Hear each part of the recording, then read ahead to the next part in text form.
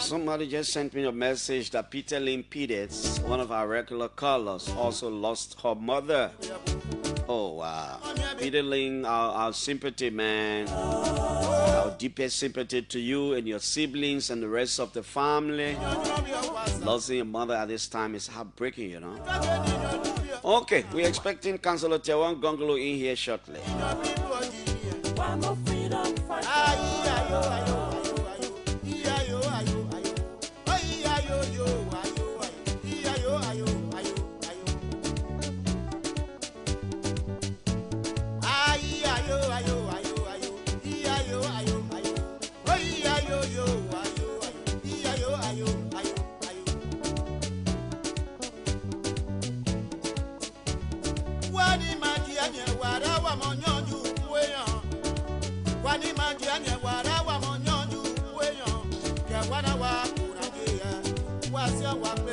This is our country.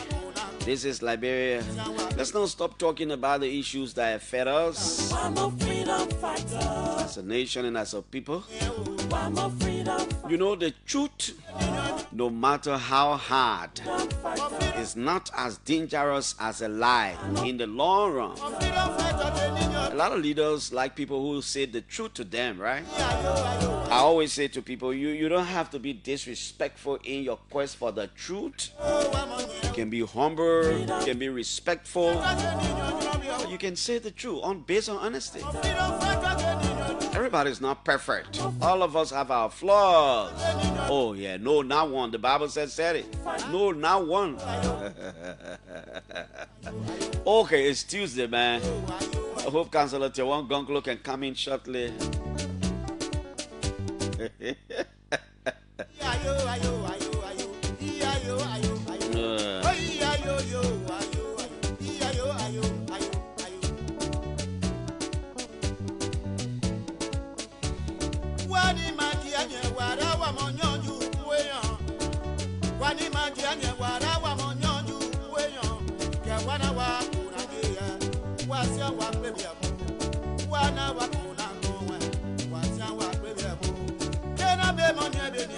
I'm a freedom fighter. I'm a freedom fighter. I'm a freedom fighter.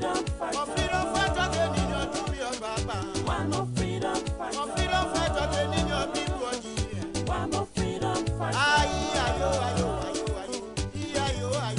Councillor Gongloe will be here shortly. There he comes with this broom in his hand. The old man won't leave the broom out.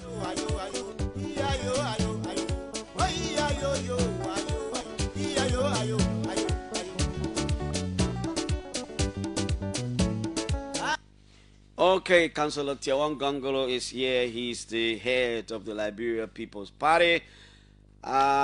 He's a firebrand progressive. No apologies. He's a progressive, and many times people shift the blames on the progressives. And you know, Samuel Jackson would jump out of the box. You said that. He said, you're enjoying what we suffer for. You don't even know what we're enjoying.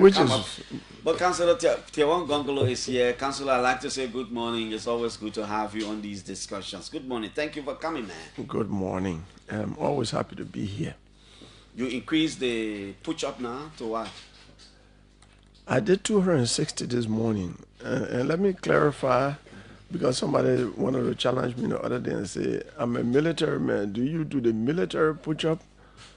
I said, No, but the push-up I do is helping me. Because I turned 69, I feel I'm 30 years old. But interesting, I beat an army man before. One of my former students who was in the army challenged me a few years ago in Ganta and said, let's do push-up. I said, let's do 50. By the time we got to 30, he gave up. And everybody was watching right at Jackie's at the basketball court. So I do try, and it's helping me a lot. It's good to train. It is very good. Beyond push-up, what else do you do? Do you do regular exercises? I invented something called the comprehensive jumping jack. Okay. I'm a coach in Marshall. We have the Marshall family. I'm the coach there. That's good. So I do other things. I do exercises that prevent your stomach from bulging. I do a lot of different exercises. Yeah. You still eat a GB?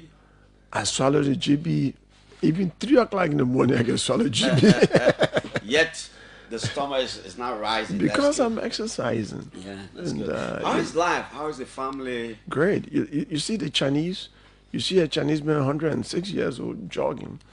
Because the leader of China, Mao Zedong, did not only transform China economically and socially, but he also taught all Chinese to be athletic, So exercise is part of their routine. At their workplaces, they exercise, the gyms everywhere. How is the party, by the way? Great. We are moving from Congo Town to Monrovia Central. Our office will now be located on the bypass. They evicting you? No. We are relocating to. We can say we are a mass-based party and be in Congo Town, farther away from the people. So we are moving to the bypass. After like eviction, you're not paying your rent. No. We pay our rent. Is your party structure intact across the country? It is intact. We are trying to strengthen. Right after the election, people start looking for jobs. One of the things that I really been bothered with is find us job. You supported the black eye. It's been tough. Some people have gotten jobs, but even in the ruling party, there's a lot of young people agitating for jobs. So that had been the concentration, but somehow we are getting there. Are you still in touch with your running mate? Very much so. We speak almost daily, and because I'm watching him, I say, you are the face of the LPP in the government, and you better do what the LPP government was going to do if he had been elected. And I'm very proud of him. That's what I wanted to ask you. By the way, are you proud of him? Very proud of him. He is doing things that has never happened in any part of the government for a long time. I mean, for example, getting an office and signing a lease agreement to purchase the building in Mama Point, which was a novel idea. And they will purchase that building. Liberian government will help, but because of the work that he's doing, a lot of people in the international community are just helping him. For the first time, we have a huge lab, $100,000 lab that can do tests for almost every agency that requires tests, which is good. I was impressed with his retirement program. The other day, many of the ministries and agencies of government, they treat retirees like prisoners. Retirement is an honorable process that you serve your country well. You are not dismissed up to the end, either 25 years or you reach 60 or 65 years, and then you are honorably retired. So in a retirement of 10 employees of EPA, he gowned them. He gave them big package. You work for 20 years, you get 20 months pay. Before you start getting your retirement. Yes. They all left happily. They were dancing. I was moved by that. Is he not concerned that your continuous your consistent criticism of the government could lead to his job? No, he has a tenure position. If he's fired against the law, I will defend him. He has a tenure You will position. defend him. I will defend him. I will organize a team of lawyers. Is to he defend not telling you sometimes to say, Counselor, you got to calm down small? He has never done. You're criticizing too much. I'm part of the government. By To his credit, he has never done that. He has never done that. No. But do you think that way too sometimes, that I think I'm too critical? Why if they went after him? No, I've never thought about that. You see, I can't change who I am. I'm 69, and I've been critical from the time I was in my 20s, including my father threatening not to pay my school fees. And I said, I'm not going to change. When I went to jail in 1978, under President Talbot, my father came in town at that time. You could count the number of Nima people here. I don't think they could even reach 100. If you want to see Nima people, you go to Plum Court, Sita, or St. Paul Bridge. And he sat me among Nimba people in the middle. He was a school teacher. That time, Papa degree. Papa degree. He used to love whipping people. He said, look, I thought as my first son, you'll be somebody to help me with the other children. Oh, you are saying? Yes. Okay. But it looked like you'll be nothing. So, pay my money. I said, I cheated. I said, but I didn't bring myself wherever you don't want to bring me. You see what I'm talking? He want to jump on me. He said, promise me that you no more be part of these people, the students. I said, I can't promise you that. Oh, you almost jump on me. But I will not pay your school fees. I said, that's your obligation. Anyway, so before his death, many years ago, when I was Minister of Labor, we were just sitting there drinking tea. I said, Papa, so you fear I will not be anything? He said, I was going to school in Daya when D12, 1955. He said, I was a lapper. They went to reparted there with that man there. So I was scared that they were going to fire me. I think he had an honest fear. I think so. He said, I was afraid that they were going to fire me. They were going to put my son in jail. And he said the way they went after David Coleman, they're not small thing. So I was scared. I said, this school Jackson don't want to, Charles Boy, you ought to went to, they didn't challenge government. The little boy in his... Why have you been the way you are? Why? It is even for him too. He himself, I had a man. I remember 1964, my father wanted to teach in Mela. They were getting the guys out of the Sunday school, and most of them were direct. He said, government didn't send me here only to teach boys. None of these children will go to the husband you're not even from, because before they come, the husbands can come. They the one can sponsor all the clothes they will wear, all that kind of thing. They take that, and he stopped it. I watched that. He stood his ground. Some of those guys have PhDs today, and to his credit, so he stood up for the right thing. I was learning that as well, and I have my uncle. So why was he like? He didn't know where you were getting the hard-headedness from. Oh no, but that the fear of a father, I think, like you say, it was honest, was genuine. That although in his mind, and he was truly partisan those days. Everybody was. Yeah, that's how Liberian political culture has been. Will you remain like this? I will remain like this. I have no other way, because I'm loyal to my country and my conscience. And my conscience, I'm harder on myself. My conscience won't let me do what is wrong. I'm not perfect, but when I do wrong, I worry whole day.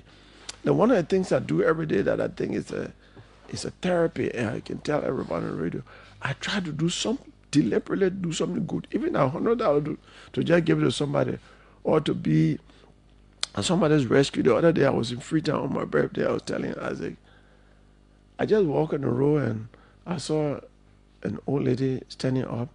I just went and gave her 10 looms. And she said, thank you. I said, yeah, that's what I do. So people, you helped me in 1988. You got me out of jail. You did this one for me. I don't remember. But because I think that's the right thing to do. Other than being president of Liberia, do you want to come back to government one day in any other position other than the presidency? No. And why do I say You're so? on record. Yeah, I'm on record. Really. Look, I resigned. I worked in the executive mansion for 4 years. I saw it all. That's why I speak about something that we'll speak about soon, about constituting delegation. I was there. I was executive assistant to the president. I used to see how delegations were put together. I work as a deputy minister, solicitor general. I was minister. I resigned. And I've said in your studio and Truth FM that I was the first that President Bouaka offered to be Minister of Justice. And I consciously turned it down. I'm using the word consciously for different reasons. One, I felt between Dr. Yuri Akpaulo, my deputy, my running mate, and myself, he needed to go in government more than I needed. And leadership requires that you be selfless. So two of us sitting before the president, I advised him. I said, the president, I'll have an advice for you. He said, what? I said, don't bring back any old minister in your government. People are worried of these old names. You know, some people have said 2, 3 presidents, then they come back. You said that to President Bouaka? Yes, in his presence, with my witness that his vice president and my running mate. I said, bring new people. People who were assistant ministers and deputy ministers before. Young people, when you elevate them, 2 things it will do. They will want to prove themselves. Number 2, the young people will say, you know, when you deputy, you work hard, you can get elevated. So bring new people to show the freshness of your government that a new day has started. Just before I could rest, my advice is, but I won't make you my Minister of Justice. I said, Mr. President, I did not exclude myself. I have been a minister before too. But I prefer you taking this young man and putting an EPA because he has a PhD in environmental science, and I think he will do very well in your government. I have never been disappointed by that decision. So I did that. And every time I tell young people, they say, oh yeah, it's right. I say, if I had taken a ministerial job, he would not have headed an agency because we were not the party that won. Why did you refuse to go back to the government when Ellen wanted you to go back? After she asked the cabinet to resign, and then I heard she attempted, or she reappointed you. She said, I want to appoint you to the Ministry of Post and Telecommunication. Look, I said to her, we were very close, and I think she still respects me. She used to say to me that the government for 2 of us, because we are the 2 that went to jail before coming to government. All these cowards here, so that, yes, I knew that. And I got indication, oh, the president, there are some people who are embarrassing her. She just want them to, not to embarrass them. She will call ministers back, and those people will not be called back. That's not the best way to fight corruption. You must call them by name, dismiss them, prosecute them, so that it can serve as a deterrent. But she has this expression called soft landing. So she was trying to give them soft landing. But then it made the rest of us look bad that we are all ministers that she was getting rid of. Okay. So that was Councillor Tiawan Gongloe, you now run 2023 for president of Liberia. You didn't win the elections. You supported Joe Bouaka. He won the elections. As you sit in the morning and listen to the radio stations, read the newspaper, listen to probably the Ministry of Information, press briefing, and all these things in the country, do you think the reason why you didn't you did not join the government of Bouaka is legitimate? Do you still think that you were right? Yes. Why? 2 things. I was right to recommend my running mate because he needed that exposure. He's never worked in government before. I had 3 positions in government, so it would have been selfish for me to go back in government compared to him. Yeah. Secondly, I believe I would have resigned by now. You would have resigned? I would have resigned by now. I'm a human rights lawyer. That's what I've been since 1988. I could never be in a government that will send someone who runs away from his country for fear of persecution, and the person is sent back, and that would be against my will, my advice as Minister of Justice and as still remain in government. That way, I could not have. What scenario are you talking about here? The Guinean that came here, Okay, the Guinean that was sent back. We criticized President Weah for sending the Sierra Leonean police chief back. All of us. And then this government that has our rule of law violate its international obligation under the Refugee Convention that has a provision for non-reformer. Don't send anybody back who is afraid for persecution in his own country. And the worst thing I keep telling Liberian people is that since most of the countries in Africa gained independence in 1960, Ghana followed by Guinea in 1957, 58, the rest of the country in the 60s. So many Liberians that run away from here to Ivory Coast, Guinea, and Sierra Leone, even Ghana. President Bouakai himself was not happy with President Doe. In 1987 or thereby, he was in Ghana. No country has sent any Liberian running away from his country back to this country. Why we call ourselves the oldest independent country and a country that was established as an asylum from abuse of human rights. This is supposed to be the... But there are provisions. Somebody will argue that there are provisions on our laws that speaks to how somebody could be sent back to the country. Extradition. But extradition, now in my era, I teach criminal that's why I teaching. talk about provision and Listen, law. extradition is for criminal offenses, not political offenses. When somebody comes to your country and say they want to kill me because of political reason, I want to overthrow, they say I want to overthrow or anything, international law, even our own statute says you can't send the president back for political offense. You think it was an So it's a violation of the law. The Ministry of Justice or anybody in the executive has no authority to put anybody in central prison or to release anyone. It's only the court and the legislature. 2 o'clock in the morning, it's reported that officials of the executive department of government went to the central prison and forcibly took somebody who the court had put in jail against the law. I would not have been in government up to now. Another thing, human security. We cry, President, we are down for the death of Melvin Early, the EPS man, that they reported that he committed suicide by shooting himself 3 times, which didn't make sense to us. Sergeant Martin, last year, at the Ibiki barracks, was found dead. And the official information that came from the AFL was that he committed suicide by shooting himself 6 times. What kind of country is this? What would you have done?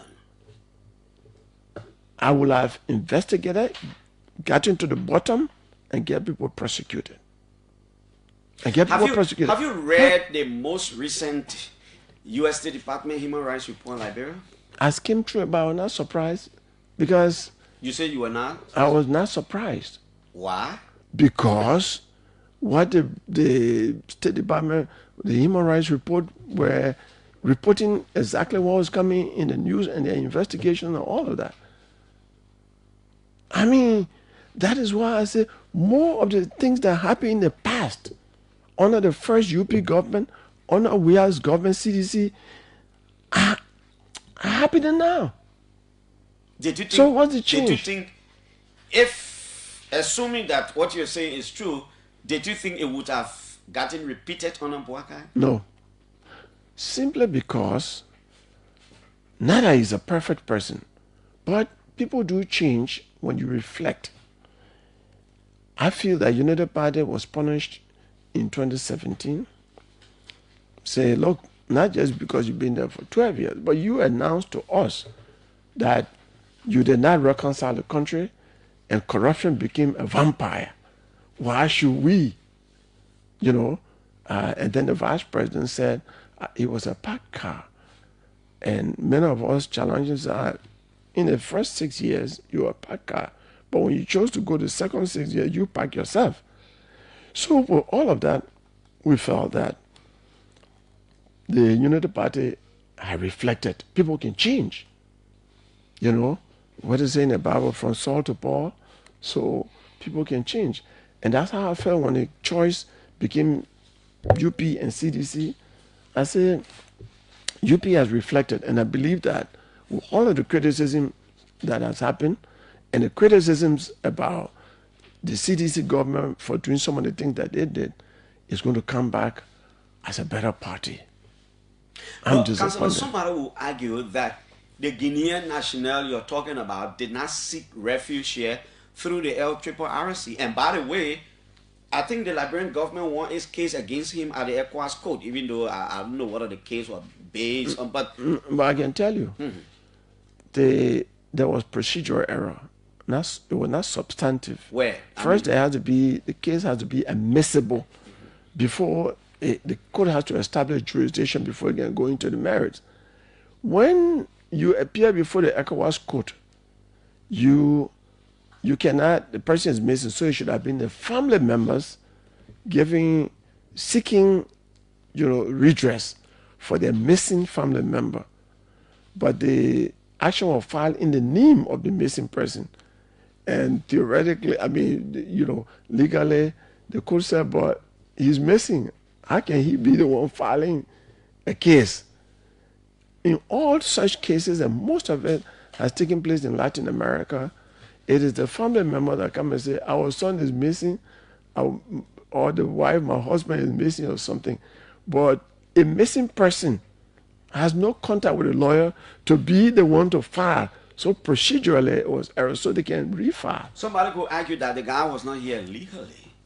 He was not seeking any asylum here. Cllr, they didn't know about him. So the law does not go to asylum seeking. Okay. Just cross border, you are afraid running. You don't even have to pass through the proper border. If Liberian government is running after me and I pass through somebody's farm in Ganta or Queen and get to Guinea, as soon as I arrive, I say, I'm here because they are running after me. The Guinean government is on an international obligation to protect me. Okay. Now, you've been around, lawyering here, defending a lot of people, freeing people. You got into trouble with Cllr. They beat you here. They ran you out of here. You're back. You've been ministers of labor, solicitor general, all the kind of... Now, do you know as to whether there has been any point in Liberia's history where a United States Department human rights report has favored Liberia? I don't really know. I don't recall. But that is not to say the report is not correct. Because Liberian government has been violating human rights for a long time. For a long, long time. You see, the biggest violator of our laws here is the government itself. And you can see in the tenure. So? Yeah. Look at the tenure position. Look at the law on inclusive governance. When President Baka came and saying his inaugural message, I want to form an inclusive government. As the first person who called upon Liberian people to support his ticket, I wrote him an open letter and said, here is the formula for government of inclusion that was enacted by the legislature under President Tubber in 1972. Section 10.2 of the executive law is a very short provision. It says, as much as practicable, the president of Liberia shall appoint one cabinet minister from each of the counties of Liberia. Very good law. Don't you think he made a good attempt? No. Considering the composition of the current cabinet? No. I get one of my cues from Amra Connor, who raised $400,000 in 2 days the second round. It was a big supporter of that ticket. He came up crying and said, by his count at that time, 8 counties were excluded when the other positions had already been filled. So when Tubber, at that time, we didn't have many educated people in the country. But as soon as that law passed, President Tubber appointed Jackson Doe from Nima County, Minister of Education, Choho Paha from Grand Jida, Minister of Post and Telecommunication, James Babia from your county, Minister of Defense, Bon County. From one of my counties. One of your counties. The Dr. Edward Kessley, Minister of Information from Lofa County. Now, there were 9 counties. The 5 counties along the coast were the one running government from 1847. So they always had ministers. We didn't have any minister from the interior. All right? So he followed that law. And that law was so good, it's still consistent with the Constitution today. It had not been repealed. It had not been amended. Why? Especially when he called for inclusive governance. He should have followed that law and go. Since we have 20 cabinet ministers, you get your 15. Even you want counties. When you get your 15 from the 15 counties, the 5 that remain, if you want, give 3 to yourself from Lofa and 2 to Nimba, or divide among Nimba, Bon, whatever, fine. People will raise the issue, that will be discretion and say, no, I've met the requirement of the law. Okay. Councillor Tiawan Gongloe is political leader of the opposition Liberia People's Party. He's our guest this morning. I think you were special assistant or chief of office staff to the late Amos Claudius Sawyer. Executive assistant. Executive assistant to Amos Claudius Sawyer. You were on most of these government trips, yeah, and investigation, what have you. Let's come to the one that is making the debate now in the country about President Boakai going to Japan with huge delegation. I know this morning I was talking to the presidential press secretary Cllr Fofana, and she said there are 23 members of the president's delegation, but one of the president's advisor did not go, and so there are 22, excluding her and many other people. But she said the entire delegation didn't reach 30. This is something that a lot of people don't want to believe, because the president will always have, for example, she went, her name is not there, the presidential aide, the photographer, the president's cook, the AD cam, and other security, but she said they didn't reach 30. What do you know about the setting up of presidential delegation? Some of them can be favors. I know, I work with President Sawyer. So setting up some people go straight to the president. Sometimes foreign affairs, the minister of state for presidential affairs are looking at the delegation. Protocol is just an implementer. So advisors come. Oh, the president is going to America. I got to see my family, blah, blah, blah. Put you on a delegation. The president thinks have been tough. So there are some people that functional people go, like the Minister of Foreign Affairs, Minister of Finance, economic, now is finance and economic. Then planning minister used to go as well. There are these key ministers that go. If there's something about agriculture or health or any of the other things, then somebody will go. ECOWAS, at that time, a minister of planning and minister of finance will always be on the ECOWAS delegation and foreign affairs. Now, so plenty of the decisions are not necessarily legal, they're not statutory, they are discretionary on the part of the president. But that's where the judgment of the president is evaluated and either applauded or criticized. And I criticize this one. By my research now, Liberia has the largest delegation in Japan. At the TICA, by your research. It's higher than South Africa, than Nigeria, than Egypt. You think so? Yes. And somebody can come and counter that. When I campaign, I always talk about Botswana. Botswana delegation is led by the vice president, who's also a minister of planning and economic development. And you mention no other minister. Look, this is the first time, not even unaware, that carry a large delegation. You have 12 ministers. There are 20 ministers. 12. That's more than 50% of the ministers going. So no job here. I was just at one hotel and I saw a congressional delegation. Who are they going to meet? In fact, they will be on the show with me tomorrow. congressional delegation from the United States come in, and you take the whole government and take her. The Minister of Justice is here. He's chairing the cabinet. But why if they didn't come to see the president? Most often, that type of diplomatic delegation, the congressional delegation is a high power delegation. They could meet the vice president. They could meet the vice president. But your trip is much better, and the country is taking at a higher level in terms of showing respect for the other country if they just even greet the president. Now, the president could have met them yesterday, because they've been here before yesterday, and could have gone yesterday. The president of South Africa left yesterday. Several delegations left yesterday. Why did we leave on the 16th? Well, the president has been having, I spoke to the press secretary even today. The president went to a hospital. They've been having other meetings. Probably the agenda is set such that the president will have a lot of meetings before Tika starts tomorrow. Maybe. But you have to weigh the cost of the 10 poorest country spending its money that way.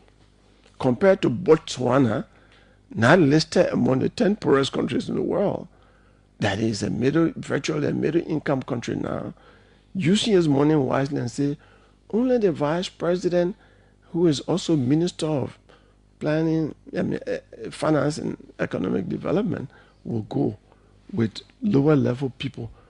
The size of the delegation is not in, but the research shows that I asked during research, what's the largest delegation in Tokyo? Liberia.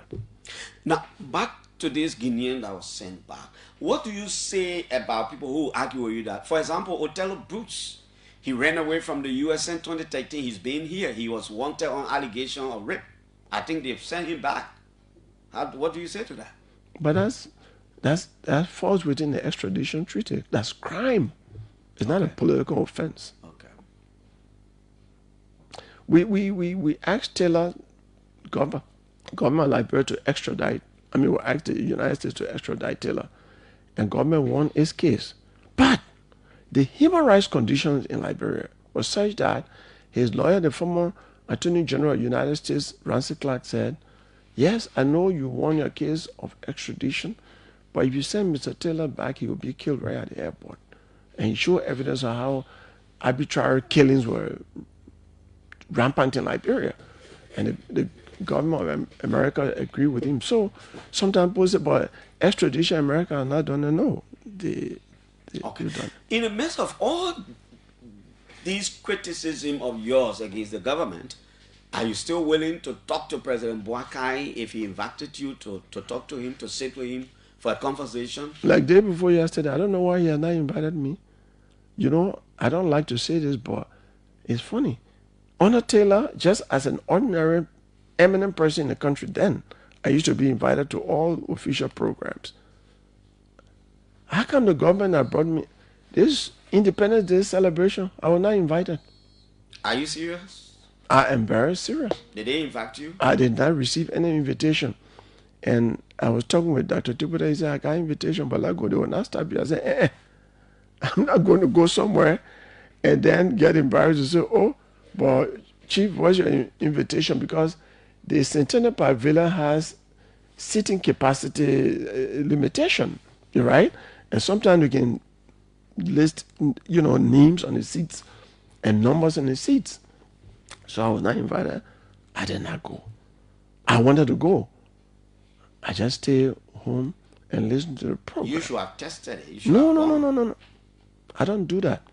Look, I gave you an example. Do you think you were not invited because probably, they are harmless errors? Maybe they forgot. Yeah. But even that, what if the people at the door were told only accept people with invitation? I didn't want somebody. Obviously, that's how it will be. Yeah, somebody will. Well, let me check. Whether we should. That's embarrassing. That would have been headline news for you people. You're standing in with your broom. The journalists will pick with you up. my red and white gown. Tiawan Gongloe. Like last year, I was in the hall with my red and white gown.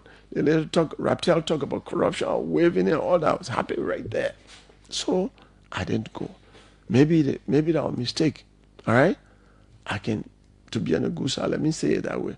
But I was not invited. But if President Buckeye, I think he should have been inviting all the presidential candidates that lost, sometime for breakfast, sometimes just to sit around on a weekend. People do that. I work with Dr. Sawyer. Look, the real advisors for any president are not the paid advisors. It is the unpaid advisors, because they don't risk losing anything. And I'm reminded, one paramount chief in one part of the country said, I like you, but I can't be open in your campaign. I think I will take one of those elders, because elders now on payroll. Elders now on payroll. So that in your other country, born country, nephew, I support you, but I will support you through somebody, because I want my So I remember the best advice that Dr. Sawyer used to get were from people that late Clarence Simpson Jr., the late Momo Jones, Councilor Momo Jones, Henry Cooper, Finlay. Were there people who would criticize him publicly? Very much. Like, for example, you want to appoint somebody Chief Justice, and they came and said, what are you trying to do? It would never happen. I don't want to call the president, but I was sitting right there. And they boil him down. Said, okay, he changed his mind. He wanted to go There to... people who interpret that as though he was a weak man. No, they were right. He told me later on, after knowing everything about that person, he said, I just thought the person here, because the person did political thing in the past, that they were all right. All right? But the people say we're looking at law and the integrity of the court, not the person being politically correct. And then I remember Bishop Francis. He wanted to go to Habel when Taylor wanted them to meet on Easter Sunday. I think it was in 1992 or so. Everybody got, none of the advisors advised him against him. Yeah, the president will be all right to go to Banga. Bishop Francis said, Pierre Aduko that day, Amos, you are going nowhere.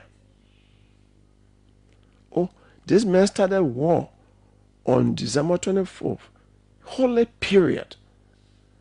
And you want him to waste another blood on Easter Sunday? He's going to kill you and whoever goes with you. Bishop Francis was talking to Sawyer. Yes. He said, you are going nowhere. Sawyer turned around and went inside. Then later on, the ECOWAS force commander Baku came and said, but who told you to go? Reinforcing what Bishop Francis said. Many times, he even sent some of those advisors to Ivory Coast to go in and talk to Taylor, bring back information, trying to talk about the peace process, even the formation of the LNTG and all the different things. Let me show you how paid advisors around the president don't really advise the president. On one occasion, around 9 o'clock, on a Saturday morning, Sawyer was staying in bed on the 4th floor at Ducor. And they came and they said, oh, Mr. Executive Assistant, where's the president? And I said, the president is sleeping. Don't ever say that. They got angry. I was confused. Young man, I was 30, 31, thereabout. They say, the president is the commander-in-chief of the armed forces of Liberia. He can never be sleeping. He must be awake 24 hours. So don't be dangerous around the president. When you say that, the enemy will attack Liberia or something. I said, well, then what do I say? Young man, next time, say the president is indisposed. That's it. I learned it that day. But then, finally, the president came outside. And the first sycophantic thing, he said, oh, you gentlemen are well dressed. No, Mr. President, nobody can be more well dressed than the president. You are well dressed. And as a radical, I said, what is this? In my mind, they were older people. They would want a table to eat, and they have breakfast, and the president brought something to them and said, what do you think? They were so smart. They said, but Mr. President, what's your initial thoughts? And Sawyer, as a professor, used to like talking. He started talking. They turned to each other. I don't know what sound they made. But Mr. President, I see him. We were thinking. Oh. Even if they were not taking that, they will say that. I said, what? When they left, I said, wow. How do they know how you were thinking? They just don't want because to the say. President will always be the president. So they don't want to say anything different from what you are thinking. Because they don't want to lose job. They want to be on the next trip. They want to be able to recommend somebody to the presidency. They have access to him for appointment. All these favors. That's what people do around the president. Okay. When we're leaving government, I told Dr. Sawyer, I will have to restrain myself after here to respect people because it's the things I saw people doing around you. Some people who are older than him will come and say, the Opa inside. And I would say, who you call Opa? You older than me. Why you can't? They do that as a mark of respect. Nah. Myself, never call him president. I used to call him Prof or Doc. Only in the presence of people I say, Mr. President. Because I wanted to be free to talk like that. Okay. Tiawan Gongloe, let's take some calls. Councillor Gongloe is our guest this morning. 0777-700-995. But Interesting time again around Sawyer, man. 1 minute before you take your calls. I want to say that some of the things that happen in Liberian government I have come to describe as legalized theft. Legalized theft? Yes. Theft is taking something away from people, not by their approval. What we call legalized theft here now? Right. So, when you put in a budget, and most of the money is for most of the top officials of government, and very little is left for the Liberian people, maybe less than 20%, you are taking away from the Liberian people. That's not what they elected the people for. They elected them to seek their common good and to secure them. When you carry a high delegation like this one, and I know the price, the cost will be so high because I checked, the Japanese government is not paying for the delegation. You are taking money away from school, from health services, from food security, from building a road. That is legalized theft. When you have the president pro tem and the speaker making higher salaries than the speaker and president pro tem in the United States Congress, that's legalized theft. Okay, Councillor Gongloe. Somebody way older than me just sent a message. He said that meeting was scheduled for Harbour Hill and surely it almost happened. He said now I know why it didn't happen. 0777-700-9995. The morning rush is on. Good morning. Good morning. Yeah, I'm good one, and I just this morning. Yeah. I'm on your show and I'm listening to the well-learned counselor. And there's one person that I also used to admire, but today he discouraged me. Okay. Okay, you know why? No. You know, like he said, you went to school by a lawyer that people trust you can do better in the country, right? And we want to serve the country to straighten up things. And then somebody suggested that you should be a justice minister to fight crime. But you refuse. The only position you want to serve is to be president. But you cannot be a justice minister to straighten your things from that perspective that will be better. Look, you ever cannot be president. We went to school and we have our training in different disciplines that we can help the country. Ever cannot be president. So, Mr. Gongloe, I think for that justice ministry area, you will be a best person or put into that position to fight for the corruption or crime or charge we're talking about it today. Thank you. Good morning. Hello? Good morning. Good morning. Yeah? Yes, my name is Da Plateau. Yeah. Piso, let me say this and let me greet Councillor Tiawan. The old man there is one person for whom some of us can beat our chest as a person of integrity and no pretense about it. But I want to challenge Councillor Tiawan Gongloe to elevate his moral stand, his integral fight for a just republic, for an individualistic perspective to an institutionalized idea, so that the purpose of the broom is justified. I'm asking him, is he, after saying that conditions existing are sufficient to have taken him from government, he would have resigned by now, are these conditions not also strong for him to challenge his immediate running mate, to see the very reason institutionalized action and reflect the purpose of the broom which sweeps away every trash? That is the challenge for me. I'm putting out to the father as a question.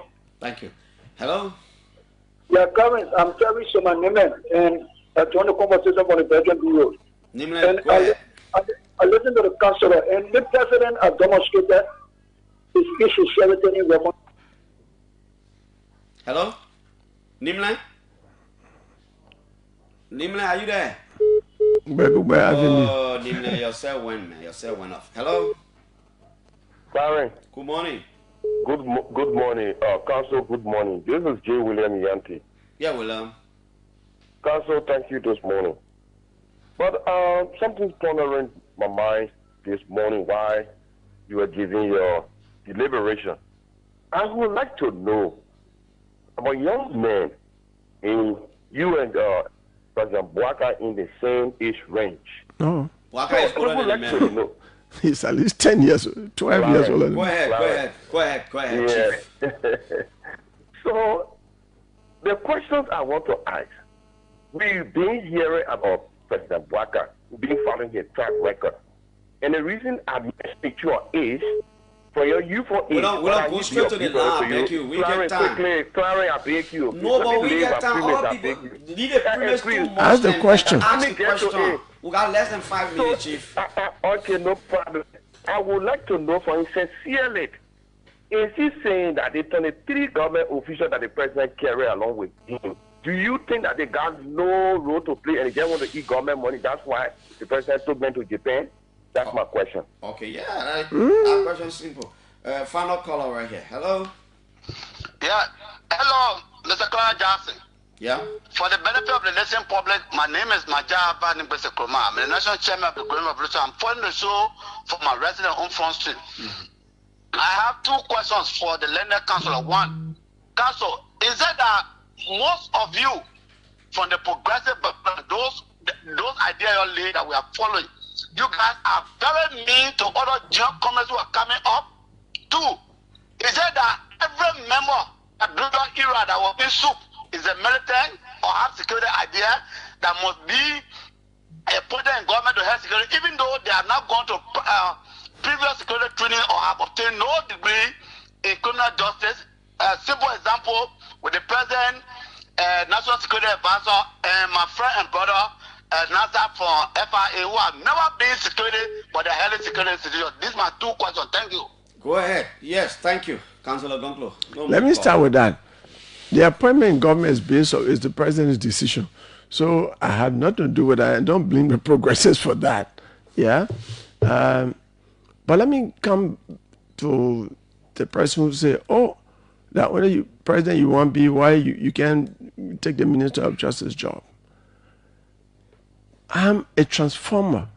I believe in something that will make me transform the country. That's why I chose to be Solicitor General, because President Salib offered me to be Associate Justice, to be a senior legal advisor to the President, to be any minister, any deputy minister. I say I want to be Solicitor General because I used to represent journalists and activists at the Ministry of Justice every day in the office of the Solicitor General. I say I want to change that place from persecution to prosecution. Now, the functional job at the Ministry of Justice in terms of prosecuting people for corruption, all that I mentioned, as Solicitor General, I've passed that point. I served there before.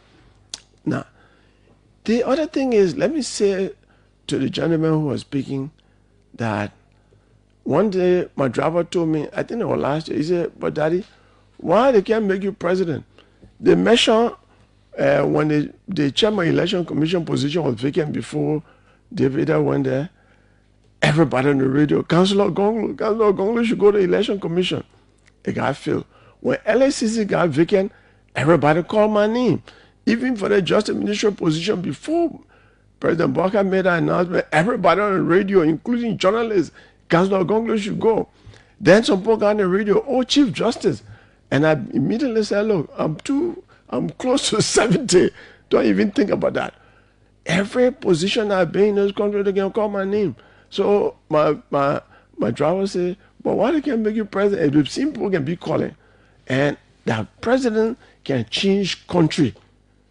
All the changes that are taking place in Burkina Faso, in Rwanda, in Botswana, and all these places are led by president. I want them to understand that just a minister can disagree with the president, but that does not mean that the president will not carry out what the president wants to do. I don't want to be in that position anymore.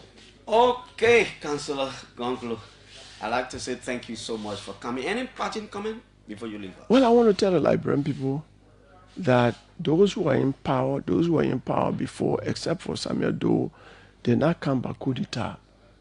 They got there by the will and consent of the people. They made that decision.